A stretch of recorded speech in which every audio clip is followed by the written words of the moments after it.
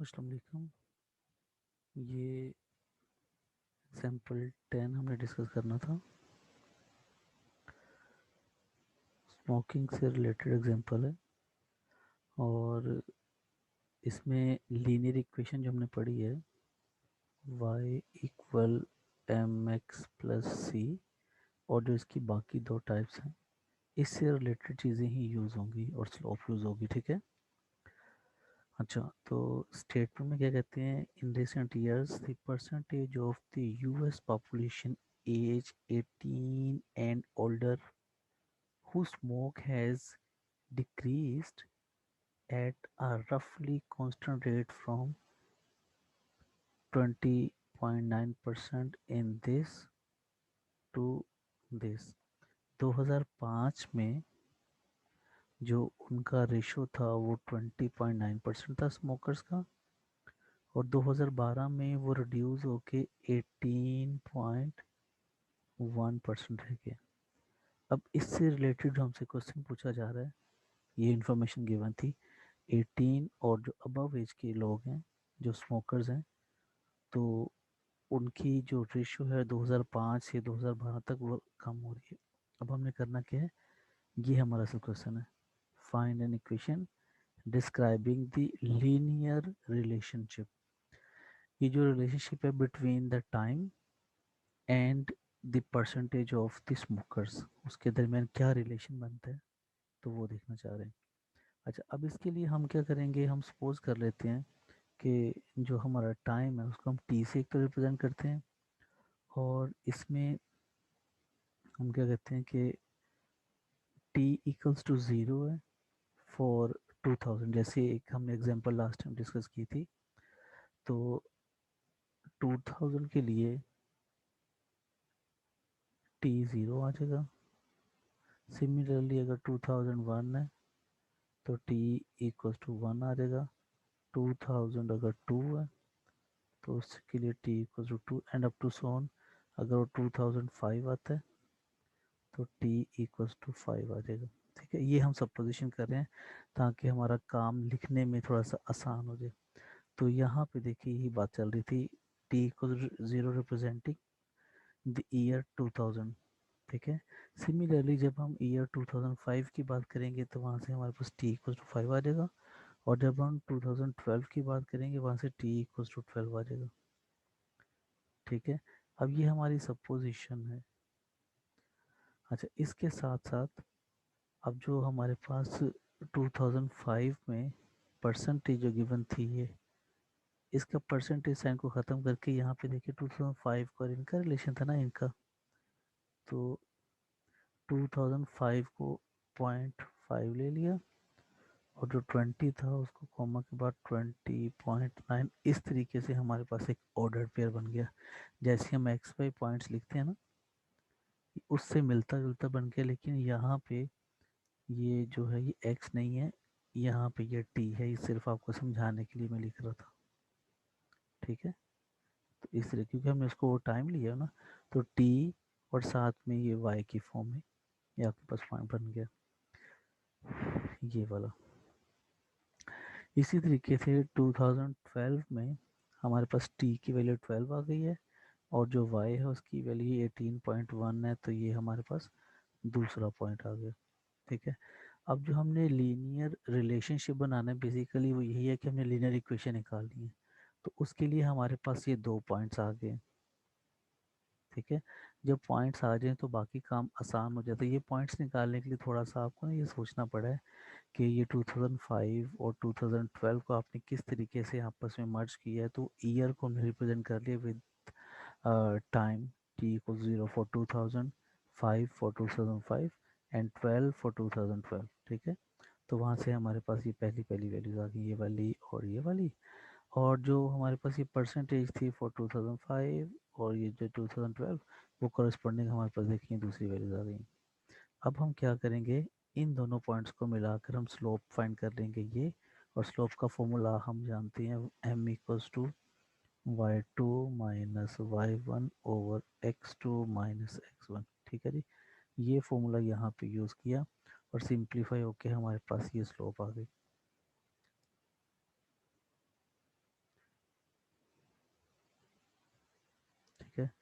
ये आपके पास x1 y1, जैसे मैं अब इसमें x की जगह ना आप t लेंगे, मैं स्लोप को थोड़ा सा ना फॉर्मूले को थोड़ा सा मॉडिफाई करके लिखता हूँ, m equals to y2 minus y1 over t2 minus t1।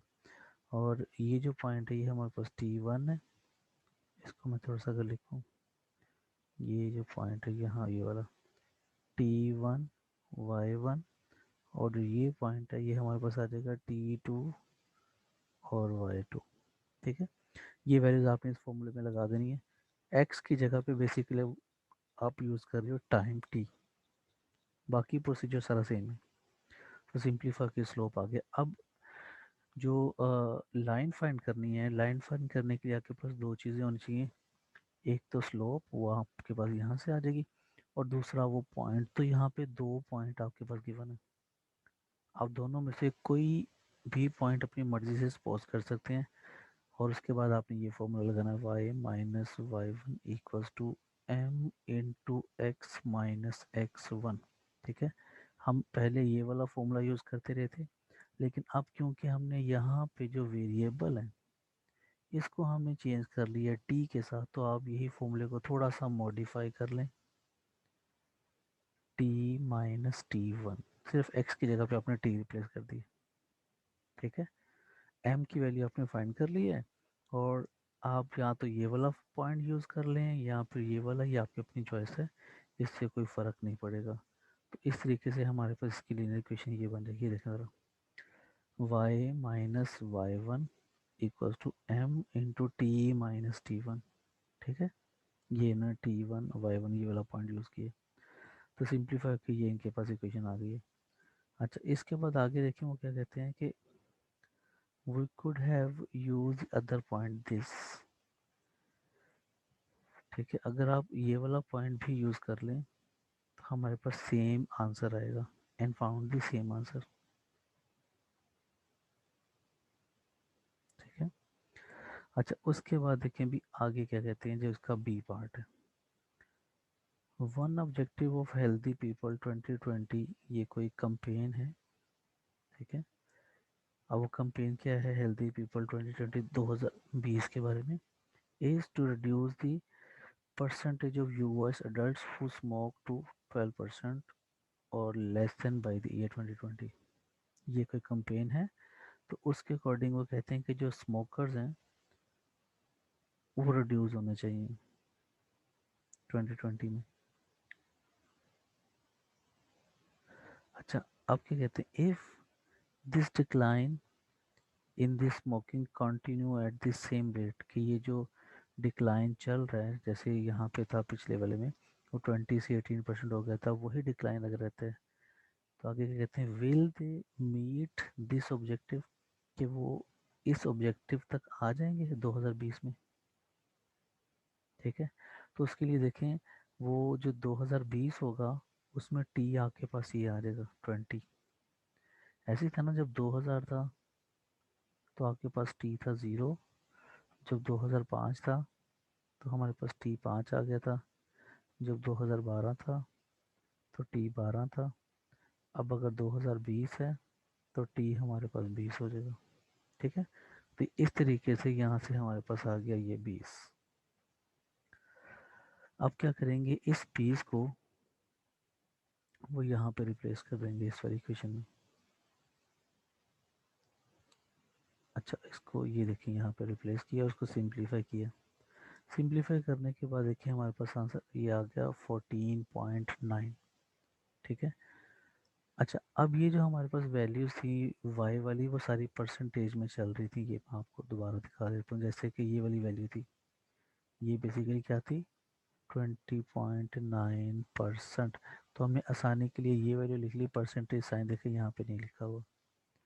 Similarly ये वाले पॉइंट देखें 12 और दिस, इसमें ये वाली जो वैल्यू 18.1 है ये परसेंटेज के साथ थी, हमने अपनी आसानी के लिए परसेंटेज नहीं लिखा। इसी तरीके से ये जो y की वैल्यू है ये भी देखें y की वैल्यू थी, और ये भी y की, ये y1 है, और जो ये वाली वैल्यू है 18 वाली ये y2 है। अच्छा, तो वाई वाली वैल्यू सारी की सारी परसेंटेज में, इसलिए ये वाली वैल्यू जो ये भी परसेंटेज में होगी, तो यहाँ पे देखिए आगे उन्होंने इसको परसेंटेज में शो किया। अब इसको तो आना चाहिए था 12%, तो ये तो 12% नहीं आया ना, ये तो आगे 14.9%। इसका मतलब है कि 2020 में जो ये अचीव करना चाह रहे थे कि भी इतना रिडक्शन होना चाहिए स्मोकर्स में, तो वो 2020 तक ऐसा पॉसिबल नहीं है। उनकी जो रिक्वायर्ड तादाद है उसको आप मीट नहीं कर सकते। यहाँ पे लिखा continue at this rate an estimated 14.9% of the adult population will still smoke in 2020 and the objective of the healthy people 2020 will not meet।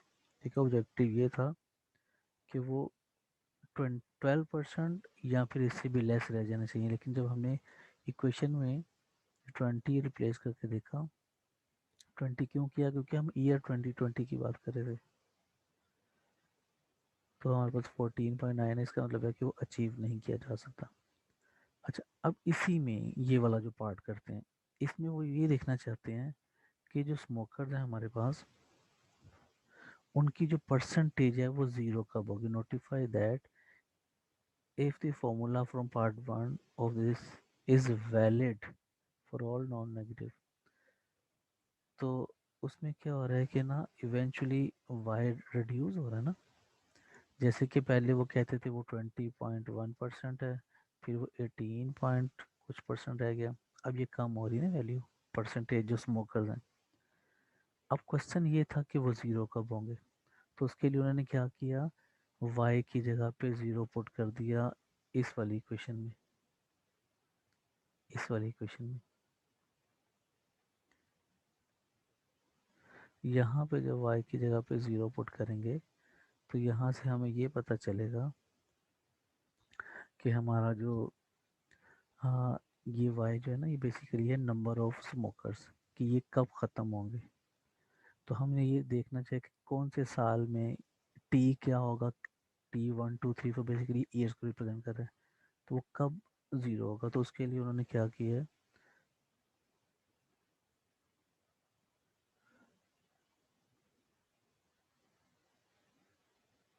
उसको रिप्लेस कर दिया है ज़ीरो, और जब ज़ीरो रिप्लेस किया फिर इसको सिंप्लीफाई किया। अब सिंप्लीफाई करने के लिए क्या किया, ये तो वाई की वैल्यू ज़ीरो आ गई। उसके बाद क्या करेंगे, ये 4 ये ज़ीरो माइनस 0.40 इसको लेफ्ट पे रहने दिए, इस वैल्यू को उठा के जब इधर शिफ्ट किया है राइट साइड पे, तो इसका देखिए साइन नेगेटिव हो गया। अब जब साइन नेगेटिव हो गया दोनों का, तो यहाँ से जो -0.4 है इसको उठा के जब इधर शिफ्ट करेंगे ना, तो इधर आके डिवाइड हो जाएगी,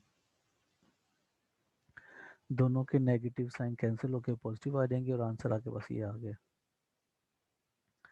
अच्छा, अब यहाँ पे देखिएगा, जो दोबारा से टी का आंसर है 57, तो टी बेसिकली ईयर को रिप्रेजेंट करता है। ठीक है, जैसे कि 2000 वाला जो साल था उसमें हमने टी को लिया था 0 ईयर, फिर जब 2005 था तो उसके हमने T5 लिया था, इट मीन के 2005 वाले साल को हमने 5 ईयर कह दिया था। अब इसका मतलब ये है कि ये 57 कमा बेस जो आया इस 0.25 को ख़त्म करके उसके ऊपर ये साइन लगा दिया।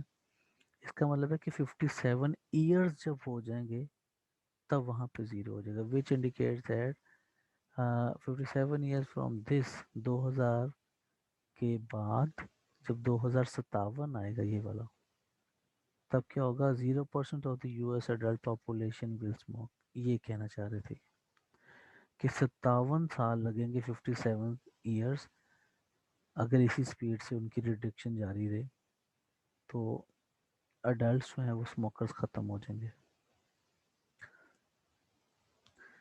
अच्छा जी, ग्राफ को हमने पढ़ लिया था, ये एक एग्जांपल लास्ट टाइम वैसे तो इसको डिस्कस कर दिया था, तो एक दफ़ा फिर इसको देख लें। इसमें हमारे पास ना ये डाटा गिवन है, तो हमने इसको ना यहाँ पे प्लॉट करना था। अब प्लॉट करने के लिए हमने क्या किया कि ये था plot the cost of the public school, ये a part, by letting T equal to 0 corresponding to 2000 की जो 2000 है ये वाली वैल्यू, इसको आपने सपोज कर लेना है कि ये ज़ीरो है, टी इक्वल टू ज़ीरो, फिर 2 साल बाद ये 2002 है तो ये T2 आ जाएगा 4 6, इस तरीके से टी की वैल्यूज। ठीक है। अच्छा, और यहाँ पे देखिएगा 2012 के बाद 2013 सब में 2-2 का गैप, तो यहाँ पे गैप 1 का आ गया। अच्छा, अगर मैं इसको लिखना चाहूँ यहाँ पे आपको सिर्फ समझाने के लिए, ये इसके साथ साथ जो वो कह रहे हैं कि आप इसको टी लेट कर लें, तो उसका मतलब है कि ये 0 आ जाएगा, ये 2 आ जाएगा, ये 4 आ जाएगा, ये 6 आ जाएगा, ये 8 आ जाएगा, ये 10 है। सिमिलरली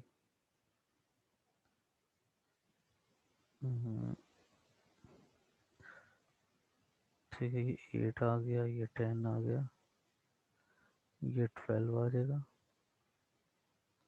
और लास्ट वाला ये 13। ठीक है, तो ये हमारे पास ना, ये नीचे ये ईयर्स मेंशन है, टाइम टी जो है उसके करस्पॉन्डिंग जो ये वाली वैल्यूज है इनको ऊपर प्लॉट किया है। तो 0 पे वैल्यू 3508 थी। अच्छा, अब यहाँ पे ये इन्होंने इसको यहाँ पे प्लॉट किया है, तो ये जो वैल्यू है एग्जैक्टली ये 3000 आ जाएगी, क्योंकि 1000 का डिफरेंस ये बनाया उन्होंने, ये 1000, ये 2000, ये 3000, और ये 4000 अप टू सो। ठीक है, तो हमें चाहिए था 3500, ये वाली वैल्यू। तो 3500 जो है वो यहाँ पे लाइक 3000 और 4000 के दरमियान में ये वाली वैल्यू आ गई। दूसरी वैल्यू जो था ये टाइम टी इक्वल्स टू 2 था यहाँ पे, तो 2 के ऊपर 4098 ये वाली, तो ये 2 था, इसके ऊपर ये 4000, और इससे थोड़ा सा देखें ये स्लाइटली उससे ऊपर ये वाली वैल्यू आ जाएगी। अच्छा, उसके बाद ये 5126, ये 5000 से थोड़ा ज़्यादा है, तो ये 5000 हो गया, और इसे थोड़ा सा ज़्यादा, तो ये देखें थोड़ा सा ऊपर चला गया, देखें ये 4 के ऊपर। अच्छा, इसी तरीके से 6 के ऊपर है 5804, तो ये बेसिकली ना 6000 से थोड़ा कम है, तो ये 6000 हो गया। इससे थोड़ा सा कम, तो ये देखें बिल्कुल से नीचे आ रहा है, ये जो ब्लू ब्लू शेड हो रहा है ना, थोड़ा सा नीचे जाके, तो 6 के ऊपर उसकी ये वैल्यू आ रही है यहाँ पे क्या, ये। इसी तरीके से बाकी भी पॉइंट्स आपने यहाँ पे प्लॉट कर दिए। अब आपने क्या किया, पहला पॉइंट और जो आखिरी पॉइंट है इनको फुट्टे की मदद से यूं मिला के एक लाइन बना दी, ये जैसे यहाँ पे लाइन शो हो रही है। इस लाइन में क्या होता है कि ना, कुछ पॉइंट्स देखें अगर आप, तो उसके ऊपर चले गए हैं, कुछ पॉइंट्स उसके नीचे आ गए। अब आपको गौर से आइडिया होगा, ये देखें अगर जो स्ट्रेट लाइन थी ये वाली, तो कुछ पॉइंट्स ये नीचे नीचे चले गए, और ये वाला पॉइंट देखें ऊपर चला गया। ये बिल्कुल एग्जैक्टली ऊपर था, ये भी ऊपर लग रहा है, और ये आखिरी वाला ऊपर लग रहा है। ये पॉइंट नीचे चला गया, ये भी नीचे चला गया, ये ऊपर ही है लाइन के, ये भी नीचे है, और जो ये वाला पॉइंट है ये लाइन से ऊपर चला गया, लाइन के ऊपर नहीं, लाइन से भी ऊपर है।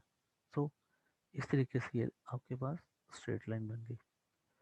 अच्छा, ये पहला सवाल था हमारा। अब आगे क्या कहते हैं, ये बी पार्ट में, use these points 0 this to determine the equation. अब आपने क्या करना है, इक्वेशन बनानी इन दोनों पॉइंट्स को यूज़ करते हो, तो आप इन दोनों पॉइंट्स को यूज़ करते हुए इजीली स्लोप बना सकते हैं। एक्स T1 x1, ये जो पॉइंट्स है ना हमारे पास, ये आपके पास T1 है, और ये पॉइंट है Y1।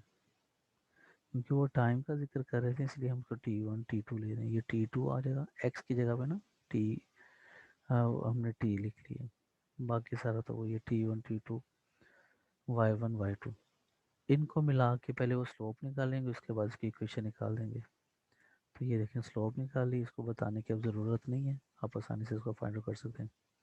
और स्लोप के बाद इन्होंने क्या किया, वो फॉर्मूला यूज़ किया, y minus y one equals to m into t minus T1। ठीक है, ये वाला फॉर्मूला इस्तेमाल किया है और स्लोप को यहाँ से यूज़ कर लेंगे, ये स्लोप आ जाएगी इस जगह पे, ठीक है। और उसके बाद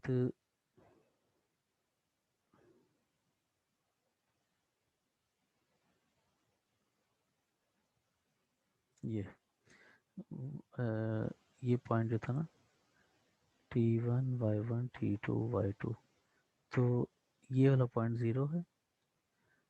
इसको जब उन्होंने सिंप्लीफाई किया है इस तरीके से, y माइनस ये y1 ये वाला पॉइंट आ जाएगा 3508 इक्वल्स टू m की जगह पे ये वाली वैल्यू हो जाएगी 414.2 इंटू टी माइनस T1 की जगह पे आपने ये वाला पॉइंट लगाना था, वो तो ज़ीरो है। अब इसको जब सिंप्लीफाई करेंगे तो सिर्फ ये दो वैल्यूज आ जाएंगी t इंटू 414.2, चाहे टी को इधर लिख लें या इधर लिख लें, एक ही बात है, तो मैंने इसको शुरू में लिख लिया।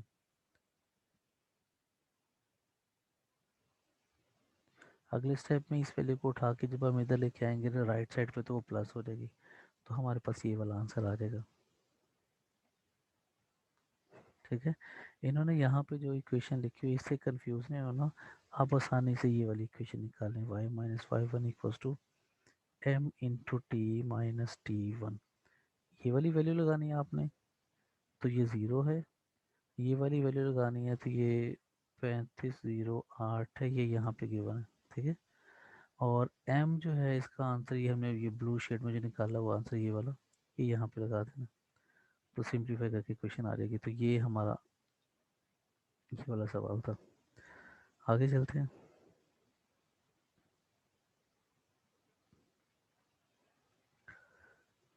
ये था हमारे पास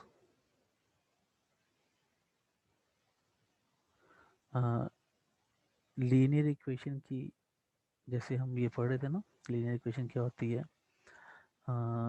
y equals to 2x minus 3, फर्ज कर लें ऐसी इक्वेशन लिखी हुई है, तो इसमें x की पावर 1 है हमारे पास, इसको हम कहते हैं लीनियर इक्वेशन।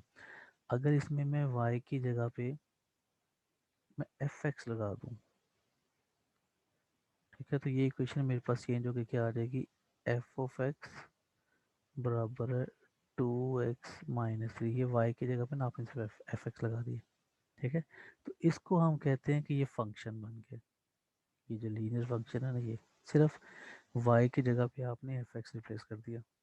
अच्छा, अब यहाँ पे कई स्टूडेंट्स पूछेंगे fx क्यों रिप्लेस किए, तो वो देखें ज़रा।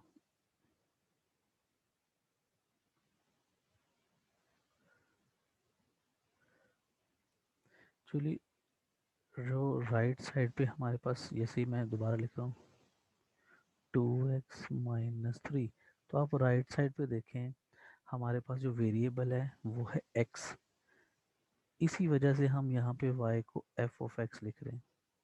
अगर हमारे पास राइट साइड पे वेरिएबल x की जगह कुछ और होता है, जैसे 3z-4 होता, तो इसका नाम अगर होता y, तो अगले स्टेप में अगर मैं इस y को ख़त्म करके फंक्शन की फॉर्म में लिखना चाहूँ, तो मैं इसको लिखूँगा f of z equals to 3z-4।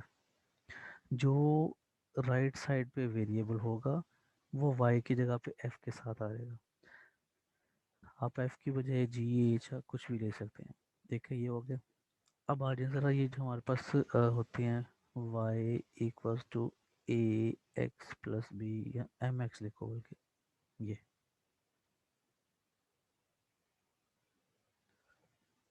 ठीक है।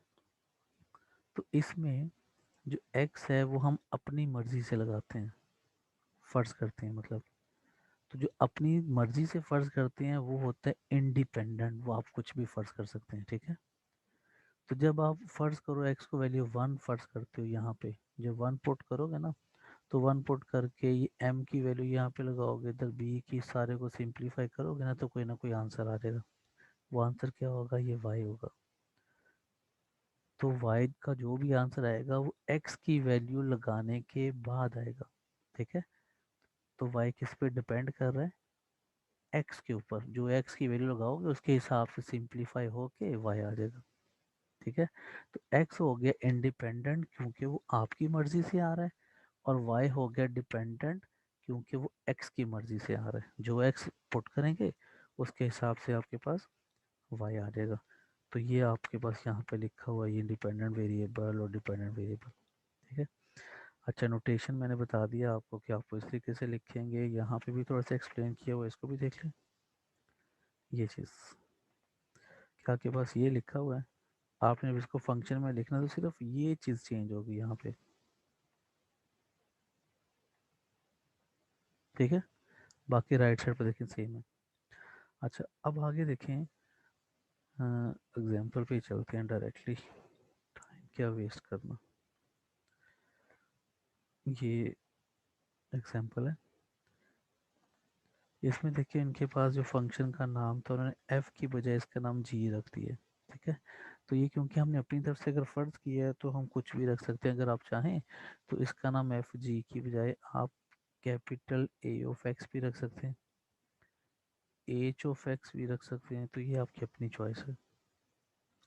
अच्छा अब इसमें कहते हैं फाइंड जी थ्री, जी ब्रैकेट में थ्री। तो इसमें होगा क्या, आपके पास ये जो लिखा हुआ है ना G of X equals to -4 X plus 5।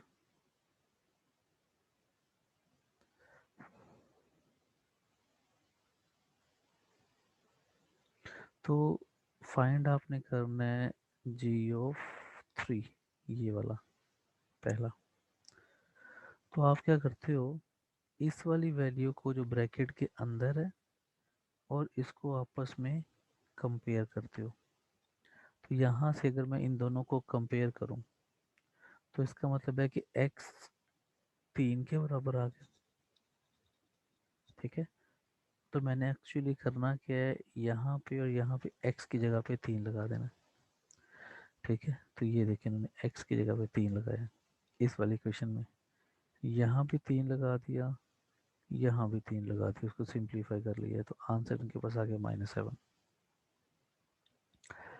जो भी ब्रैकेट के अंदर लिखा होता है ना, वो हम क्या करते हैं, वेरिएबल जो हमारे पास होता है हम उसकी जगह पे रिप्लेस कर देते हैं। ठीक है, अब देखें अगली एग्जांपल में, यहाँ पे जी और ब्रैकेट में ज़ीरो लिखा हुआ है। इस ज़ीरो का मतलब है कि हम क्या करेंगे, यहाँ पे और ये जो एक्स है इस दोनों की जगह जहाँ जहाँ पे एक्स है आपने ज़ीरो लगा देना। तो ये देखें अगर ये इधर ज़ीरो आ गया, -4 इंटू ज़ीरो ये और +5, इसको सिंप्लीफाई किया तो आंसर 5 आ गया।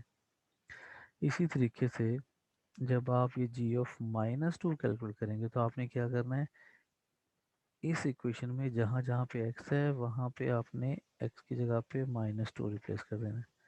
तो ये देखें ये -2 रिप्लेस किया।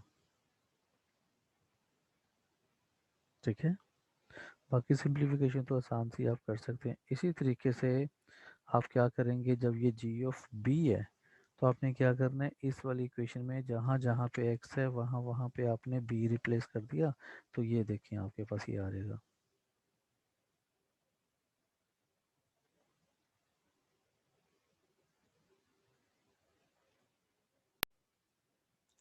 अच्छा आगे देखें, ये है हमारे पास जो हम लीनियर फंक्शन को पढ़ रहे थे ना, तो ये देखें ज़रा, आपके पास अगर मैं इस वाई ऑफ ये जो है ना एफ ऑफ एक्स को मैं ख़त्म कर दूं तो मेरे पास ये इक्वेशन बन जाती है y equal M x plus b. ठीक है, ये जो इक्वेशन हमारे पास बन गई है, इसमें इस वाई की जगह पे मैं एफ एक्स लगा दूं ना अगर, तो एम एक्स प्लस बी वो जो लाइन की इक्वेशन हमारे पास थी, तो ये वही इक्वेशन आ जाएगी हमारे पास यहाँ पे लिखी हुई है, ये वाली। इसको कहते हैं लीनियर फंक्शन। अभी जो पीछे पढ़े थे वही था। अब इसी लीनियर फंक्शन को इस्तेमाल करते हुए मुख्तलिफ चीज़ें डिस्कस करेंगे, जैसे कि ये डिमांड एंड सप्लाई है। डिमांड एंड सप्लाई क्या होता है, जैसे आप कोई बिजनेस में, हाँ आपकी कोई चॉइस होती है कोई चीज़ ख़रीदने की, तो वो आपकी डिमांड होती है, और कोई ना कोई कंपनी में आप उसकी पेमेंट करते हो तो वो उसके हिसाब से आपको सप्लाई दे देती है। ठीक है, तो यहाँ पे ये क्या करेंगे, उनके अकॉर्डिंग कुछ प्रॉब्लम्स को सॉल्व करेंगे। जैसे कि ये एक प्रॉब्लम है, बहुत इंटरेस्टिंग सी है। इसमें क्या कहते हैं, मैं इसको थोड़ा सा बड़ा कर दूँ। ये एक जो हमारे पास तो सुपर मार्केट है और उसकी मार्केट्स की चेन है, ठीक है। अब उसका जो मैनेजर है वो क्या कर रहा है, has study the supply and demand for watermelon. जो वाटरमेलन है उसकी सप्लाई और डिमांड जो है उसको स्टडी किया, और हुआ क्या, he has notice that the demand increase as the price decreases. जैसे प्राइस कम होती है तो डिमांड इंक्रीज हो जाती है, ठीक है। जब सस्ता हो जाएगा, सारे लोग ज़्यादा से ज़्यादा खरीदेंगे, तो उसकी जो डिमांड है वो बढ़ जाएगी। अच्छा, he has determined that the quantity in thousands demand weekly. जो उसकी वीकली डिमांड है ना, वो क्यू है। क्यू मतलब क्यू थाउजेंड्स, यहाँ पे उसने लिखा हुआ ना क्वांटिटी इन थाउजेंड्स, तो एक वीक में कितने डिमांड हो रही है, क्यू थाउजेंड्स। और उसकी जो प्राइस है इन डॉलर्स, तो वो एक वाटरमेलन की जो प्राइस है ना वो पी है, ठीक हो गया। अब ये प्राइस और ये हमारे पास क्वांटिटी की जो डिमांड 3000, उनका जो रिलेशन आपस में वो इस तरीके से एक्सप्लेन किया हुआ, ठीक है। तो इसको इन्होंने कह दिया डिमांड फंक्शन। डिमांड फंक्शन यहाँ पे देखें कि इधर ना ये क्यू को जब यहाँ पे डिस्कस करेंगे, क्यू बेसिकली क्वांटिटी है, तो जब आप क्वांटिटी को डिस्कस करें भी मुझे इतनी क्वांटिटी चाहिए, तो वो आपके पास हो जाएगा डिमांड फंक्शन, क्योंकि आप क्वांटिटी डिमांड कर रहे हैं। और ये आपको इक्वेशन गिवन है। अब इस इक्वेशन को आपने सिर्फ यूटिलाइज करके आगे प्रॉब्लम्स को सॉल्व करना है। तो ये देखें ज़रा, ये देखें, असल में ये सवाल पूरी जो स्टोरी सुनाई थी उसके बाद ये सवाल है, find the quantity demand at the price of the. अब देखिए प्राइस आपको ये दी हुई है, पी की वैल्यू 5.25। तो आपने डिमांड मालूम, डिमांड जो है डिमांड ऑफ द क्वांटिटी, तो डिमांड क्या करते हैं, कोई क्वांटिटी डिमांड करते हैं ना, क्यू। तो क्यू आपने बेसिकली मालूम करना है, और पी आपको ये दिया हुआ पी। तो हमारा अभी जो पीछे फॉर्मूला लिखा हुआ था उसमें फॉर्मूले में आपने ना पी की जगह पे देखें ये वैल्यू लगा दी है, और यहाँ से 9 - 75 -0.75 क्यू एज इट इज़ है। इसको सिंप्लीफाई करने के लिए क्या करेंगे, 9 को उठा के इधर शिफ्ट करेंगे, इधर आके वो माइनस हो गए इसमें से 5.25 में से, तो हमारे पास आ जाएगा ये -3.75, और ये जो -0.75 है ये एज इट इज़ नीचे आ जाएगा। इसके बाद क्या करेंगे, इस वैल्यू को उठा के जब इधर शिफ्ट करेंगे ना, तो इसी के साथ आ जाएगा -3.75 डिवाइडेड बाय -0.75। इन दोनों को जब डिवाइड करेंगे ना, तो आपके पास सिंप्लीफाई होकर ये क्यू 5 आ गया। 5 का मतलब है यहाँ पे जो 5 है इसका मतलब है 5000, ठीक हो गया। तो इस तरीके से जो है इन्होंने फाइंड कर लिया है इस 5.25 के लिए। यही तरीका अगर हम अप्लाई करेंगे 3.75 के लिए, तो ये इन्होंने 3.75 के लिए ना डायरेक्टली इसको करके बता दिया। तो उसके बाद जो आंसर आया वो आ गया हमारे पास q = 7। इसी तरीके से होना है, ठीक है।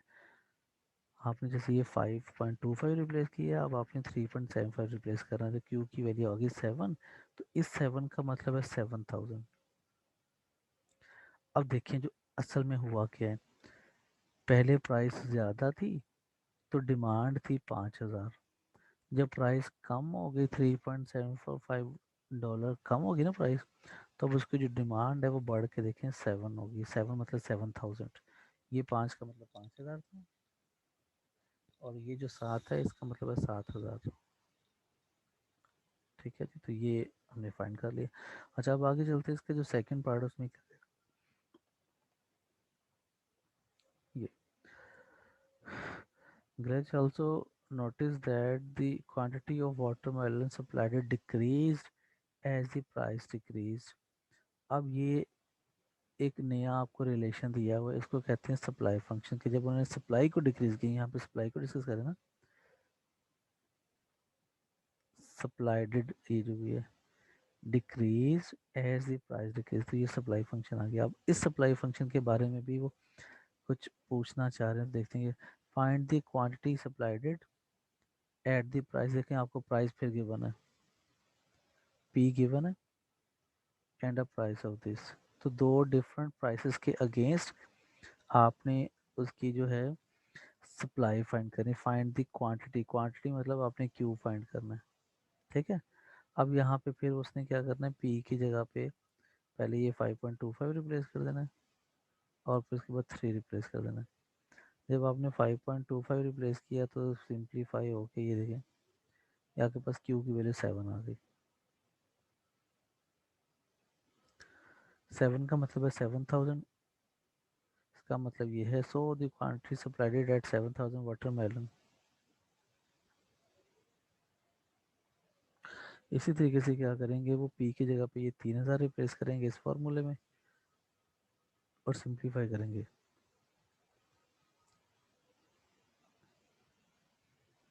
उसको जो सिंप्लीफाई किया तो हमारे पास जो है वो आंसर में आ गया 4000 वाटरमेलन, ठीक है। तो अब क्या हुआ है, if the price decrease from 5.25 to 3.25 watermelon the quantity supplied, देखें जब प्राइस डिक्रीज हुई है, ठीक है, तो quantity supplied also decrease from this to this. को लगेगा जब प्राइस डिक्रीज हो गया तो फिर हम बेचते नहीं है, हम स्टॉक कर लेते हैं, तो इसीलिए उन्होंने सप्लाई भी कम कर दी है। जैसी प्राइस कम हुई है तो सप्लाई भी 7000 से 4000 कम होगी, ठीक है। और आखिरी जो इसका पार्ट था उसमें वो कहते हैं कि आपने ग्राफ थी both functions on same axis. अब यहाँ पे आपके पास ना दो दो ग्राफ हैं, एक ये एस क्यू का ग्राफ और दूसरा ग्राफ होगा इसका ये वाला डी क्यू का। तो ये दोनों के दोनों ने यहाँ पे बनाए हुए हैं, देखिए एक ही के ऊपर, ये नीचे भी वही शो किया हुआ है। और ये आप आसानी से बना सकते हैं, हमें लीनियर इक्वेशन है ना बेसिकली, उसका ग्राफ बनाना हमने सीखा ही हुआ है, तो आप आसानी से बना सकते हैं, इसमें बताने वाली कोई ज़रूरत ही नहीं है। और यहाँ पे देखें 5.5 और 5.25 7 3.7, ये पॉइंट्स कहाँ से है, ये हमारे पास यहाँ से पॉइंट आए थे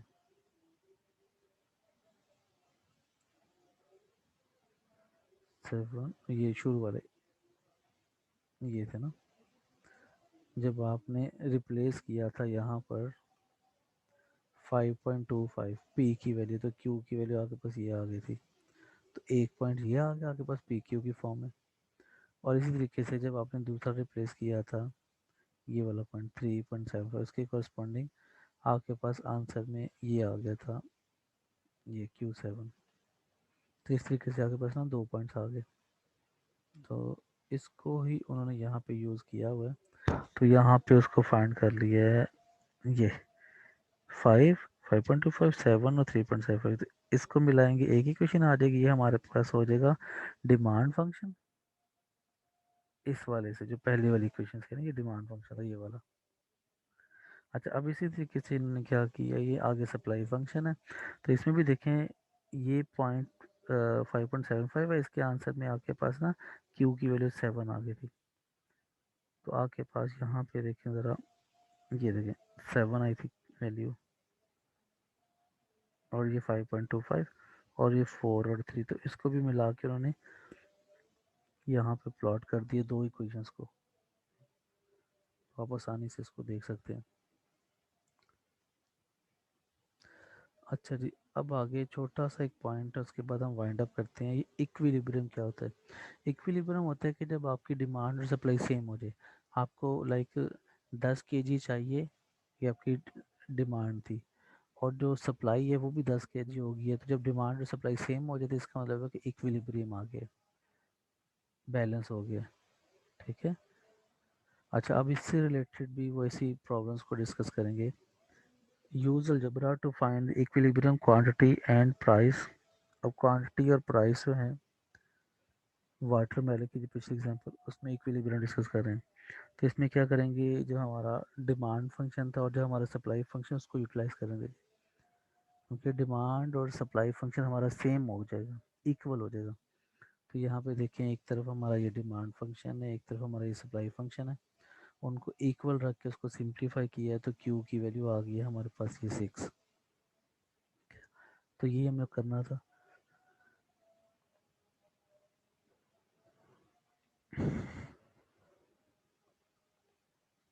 यहाँ पे देखिए, ये the equilibrium quantity is 6000 watermelon, the same answer found earlier। इसका मतलब ये है कि जब आप 6000 वो करेंगे ना सप्लाई, तो आपकी डिमांड भी जो है ना वो उतनी ही होगी। अच्छा, आगे कहते हैं द इक्विलिब्रियम प्राइस इज, ये क्यू की वैल्यू जो आ गई है ना, अब ये क्यू की वैल्यू को वो डिमांड फंक्शन में, ये जो डी वाला फंक्शन है उसमें रिप्लेस किया है, और इसी तरीके से जो सप्लाई वाला आप उसमें भी देखेंगे तो आपको आइडिया हो जाएगा कि डिमांड और सप्लाई कितनी होनी चाहिए ना इसमें। तो ऐसे तो कहते हैं सेम होनी चाहिए। The equilibrium price is this as we found earlier. देखिए आपके पास वो आ गई है सप्लाई, लेकिन उसकी प्राइस आपने यहाँ से निकाली है, जो क्यू आया ना उसको डिमांड वाले फंक्शन में डाल दें तो सिंप्लीफाई होकर पी की वैल्यू आ जाएगी। ठीक है, तो इस तरीके से हमारे पास ये डिमांड और सप्लाई की क्वेश्चन बहुत आसान से हैं, तो ये सॉल्व होंगे। अच्छा जी, ये एक कॉस्ट एनालिसिस से रिलेटेड छोटी सी एग्जांपल है, तो इसको करके तो हम वाइंड अप करते हैं। इसमें क्या कहते हैं, a small company decides to produce video games. Company ने वीडियो गेम बनाने का डिसाइड किया। The owners find that the fixed cost for the creation of the game is this. ये गेम को जब क्रिएट कर रहे हैं तो उसकी प्राइस $5000 है, और उसके बाद क्या करना है कि उसी गेम की जब कॉपी बनानी है तो हर कॉपी के ऊपर $12 और लगने हैं। ठीक है, अब हमने क्या करना है, इन दोनों के दरमियान एक कॉस्ट फंक्शन फाइंड आउट करना है। ठीक है, अच्छा अब इसमें देखें बड़ा इंटरेस्टिंग सा है, पहले वाले की आ गई $5000, इसमें क्या हो जाएगा जब कॉपी बनाएंगे तो $12 और ऐड हो जाएंगे। अगर आपने दो कॉपियां बनाई हैं तो एक दफ़ा फिर 12 ऐड हो जाएगा, दो दफ़ा ऐड हो जाएगा। तो आप इसको यूं लिखोगे 5000 +2 × 12, जब आप दो कॉपीज बनाएंगे। इसी तरीके से तीन बनाएंगे तो 3 × 12 आ जाएगा। एन बनाएंगे तो एन कॉपीज का n × दिस आ जाएगा। अब आपने बनानी है एक्स कॉपीज, तो आ जाएगा आपके पास 5000 × 12 × x। तो एक्स कॉपीज की आपके पास यहाँ से कॉस्ट आ जाएगी सी। तो इसको सी लिखने की बजाय सी ऑफ एक्स लिखा जाएगा, क्योंकि राइट साइड पे देखें वेरिएबल एक्स है ना, तो फिर लेफ्ट साइड पे भी आप सी की बजाय सी ऑफ एक्स लिखेंगे इस तरीके से, 5000 +12x। तो ये हमारे पास इन दोनों का एक लीनियर फंक्शन बन जाएगा। इसी चीज़ को उन्होंने आगे एक्सप्लेन किया हो यहाँ पे।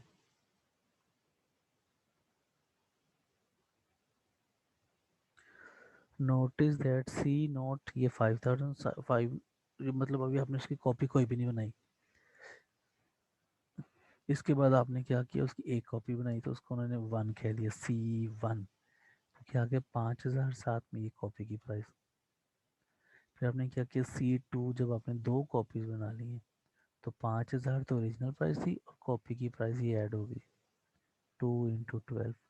इसी तरीके से आप आगे बढ़ते जाएंगे, जब दो कॉपी थी तो 2 से मल्टीप्लाई हुआ, जब x कॉपीज होंगी तो 12 को हम x से मल्टीप्लाई करेंगे।